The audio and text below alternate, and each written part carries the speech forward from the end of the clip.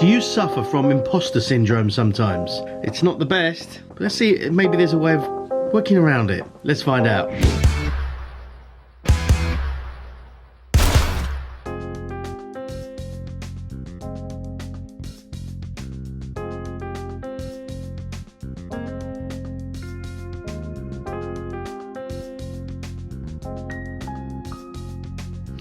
Hello, welcome back. Good to see you, friends. Hope you're well, and gotta remember not to put my hand in front of the light. Nighttime shoot.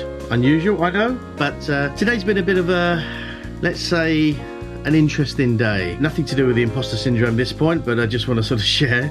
Went out last night with teammates and a great night. All good stuff. Woke up this morning, perhaps feeling not the clearest of head. You know, that's all fine. And yeah, then I heard this sort of big crash downstairs in the house that I live in. And then I heard something, wasn't too sure. So I went downstairs and opened the door, and my landlady was on the floor. And it was like, oh. And then I sort of went closer, and yeah, she was literally face down on the floor with a pool of blood that was growing, just like you see in the films. It was not a good sight. It was more than slightly concerning, and yeah, she was quite dazed and you know what happened. So I called an ambulance, and they said, you know, after going through a few questions about the severity of it, they said, you know, the ambulance could be up to 2 hours, which is not amazing, but you know, I think by the way I answered the questions and the situation, that was, you know, that's what it was. It was difficult because, I mean, it looked horrific. It was a lot of blood, you know, a lot. And actually just talking about it now, I'm feeling a bit. But in that time, managed to get her up. She was very coherent, didn't lose consciousness, all good stuff. But she just sort of turned around and fell over. She's 87, so got her up in the end, and you know, she was kind of good, but her eye was a sort of massive black eye. And in the end, the ambulance was 4 hours, but she was in a good, you know, good condition. The blood bleeding stopped, and that was all fine. I think it mainly come from her nose.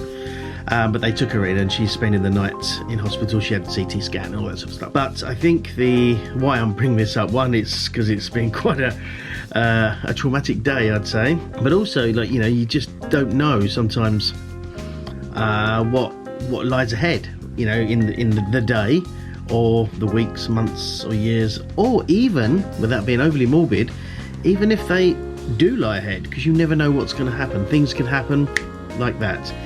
And you know, life can be snatched away in blink of an eye, and you just don't know. And so it's, you know, partly to kind of just remember to sort of embrace every day and don't put things off and don't procrastinate, even though I am the procrastination king.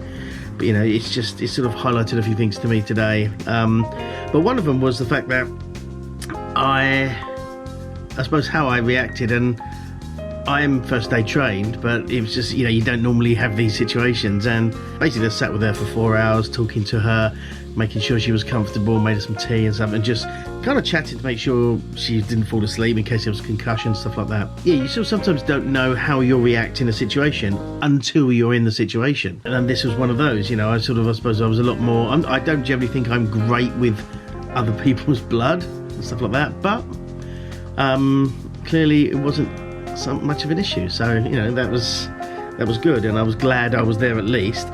I couldn't have taken her to hospital because my car was somewhere else, because I was drinking last night, so I didn't even have my car by. So it was kind of the perfect storm of kind of wrong events altogether. But you know, hopefully she's doing okay, and yes, and I was glad I was there to help her. And you know, that does give me some sense of pride and happyment. Sense of pride and happiness that I could help and was there to help. But where this kind of, I suppose, leads into as well about imposter syndrome is it's an interesting one, because if you don't know, imposter syndrome, it's a feeling where you can often get where you don't feel enough for the situation, or you feel like you're a bit of a fraud maybe for being there. And sometimes you can get this in jobs or certain things where you're in a situation, you're in a job, or you're in a sports team or something, and you've reached this particular level of success or achievement. You've achieved an achievement. Yeah. you sort of don't feel that it's justified that you have that sort of accolade or that level of success, because you don't feel worthy, and so you feel like you're a bit of an imposter, or you're not worthy to be in a particular situation or a particular club or something. You know, you just feel that you feel sort of a bit of an outsider, an imposter, that you've almost scammed your way in there. And pretty much 99.99% of the time that's complete, because you're there, and the fact that you're there and probably just either joined the club or did the thing in work or got the job based on your experience and talent and personality, not because of the way you've sort of, you know, scammed your way in. And so it is literally just a sort of a mindset thing, imposter syndrome, but that doesn't make it any the less sort of strong and powerful and can affect. And it's odd how it sort of manifests itself, because when you have that feeling of, I sort of don't fit in here, this is not for me. Sometimes that can come from a degree of social conditioning. If you're of the thought where this type of situation is not for people like me, that kind of thing, then that's complete. But you've kind of categorized yourself in a certain way that it almost doesn't allow someone like you to be in that sort of situation, but which is ridiculous, why you've sort of self-categorized something that's limiting. Logically that makes no sense, I know, but we do it all the time. I'm sure if you were just taken randomly and just sort of went to meet the Queen of England as a random thing, there's often, because it's very royal and British and upper class and that sort of thing, it would be very easy to feel that sort of, I'm out of my depth, I don't feel comfortable in this, I don't know what to say, how to act, and there's that kind of degree of imposter syndrome there, because why am I here, this is not right. So some of it is sort of brought on by this kind of I suppose like neurosis of social situational neurosis, if that's even a thing. But you're a person, she's a person, you're people, you're humans, and you've got equal value as a human. So if you look at it from that perspective, she was born into a family, you were born into a family. The family she happened to be born into was the royal family, but you're still a family, and you're still people. So from a fundamental human basis, you're exactly the same. You're just from different families, like you and your next door neighbour are from different families. So if think about it from that point, there's no real difference. But obviously there's all this social kind of status and things like that kind of adds to it. So that's obviously one ridiculous example. But I think when you're thrust into a situation where you have to step up and do something, like me this morning, then the whole potential concept of imposter syndrome just sort of goes out the window, because you just do it, you just get on with it. Now, if someone said to me, like, I want you to go and work or go and help someone who's fallen over and is bleeding a lot from a head injury, I probably wouldn't go, I'll do that. I'll be like, no, I don't have experience in this, I don't, imposter, that's not, I couldn't do that. But then when you're thrown into it, you just do it.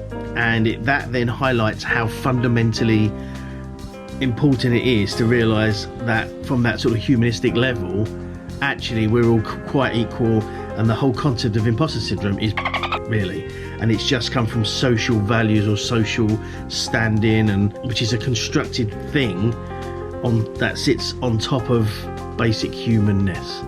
And so the experience today sort of highlighted that. And I was going to talk about imposter syndrome anyway, but that just added a different twist and different angle to it. And you just think, well, wow, that's it. It just highlights the point, I think, and it does illustrate it, how you'll just do stuff, you will just get on with it and help out or whatever the thing is. Whereas if you were asked to do that, or it was suggested that you were to do that, or you perhaps found yourself in a situation where you were to do that, without that emergency, you'd feel very, very uncomfortable and sort of, yeah, imposter syndrome, just like, oh, this isn't me, I'm not really sure what's going on here. And yeah, that's my point, is that it highlights how much that really is, and it's a way to sort of get round the idea or the concept of imposter syndrome, is to really take it back to that real basic level of human interaction, humans and things like that. And if once you strip away the sort of the social etiquette or social construct that sort of holds everything together, you're back to just people and people.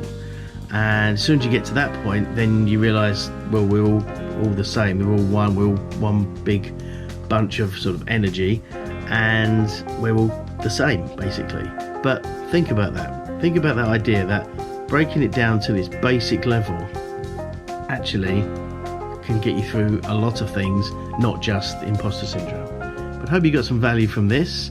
I'm not shaken up, but I think as the day's gone on, maybe I've got a bit more shaken up about it, when I suppose maybe it's adrenaline, and afterwards you're like, ooh, that could have gone or ended so horribly from what I found and the way it seemed to be going.